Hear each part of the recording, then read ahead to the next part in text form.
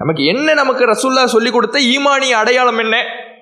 யுஹிப்பல்லாஹு வ ரசூலஹு மிம்மா சிவாஹுமா, அல்லாஹ்வையும் ரசூலையும் தான் இந்த உலகத்தில் இருக்கின்ற எல்லா விஷயத்தை விட, எல்லா மனிதர்களை விட அதிக முக்கியத்துவம் கொடுக்கணும். அதான் ஈமானுடைய அடையாளம்.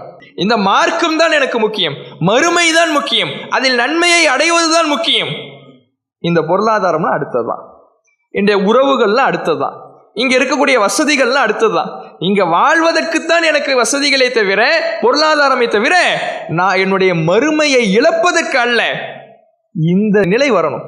ஆனா இன்றைக்கு பொருளாதாரத்தை திரட்டுவதில் இருக்கக்கூடிய ஈடுபாடு, அந்த பொருளாதாரத்தை அதிகப்படுத்திக் கொள்வதில் இருக்கக்கூடிய ஈடுபாடு மார்க்கத்தில் மறுமைக்கான நன்மையை சேர்ப்பதில் இல்லையே, மறுமையில் அதிகமான நன்மையை நாம் அடைய வேண்டும் என்பதில் இல்லையே.